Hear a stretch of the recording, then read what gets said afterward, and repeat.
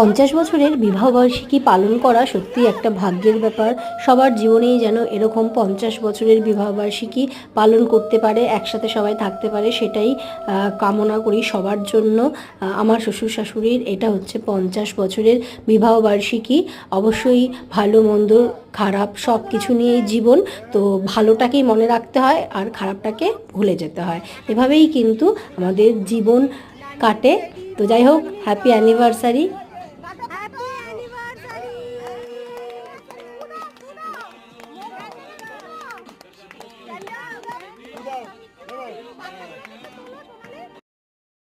বয়স্ক মানুষদের এভাবে যদি বিবাহবার্ষিকী পালন করা হয়, তারা হয়তো লজ্জা পায়, কিন্তু মন থেকে কিন্তু ভীষণই খুশি হয়, যেটা আমরা দিতে পেরেছি তার জন্য আমাদেরও সেই খুশিটা অনুভব হচ্ছে। আমরাও খুব আনন্দ করেছি, আমাদের বাড়ির ছাদে তোমাদের সেই ভিডিওগুলো শেয়ার করেছি। তোমাদের কেমন লাগছে ভিডিওটা অবশ্যই কিন্তু কমেন্ট করে জানিও, এরকম ভিডিও শেয়ার করব।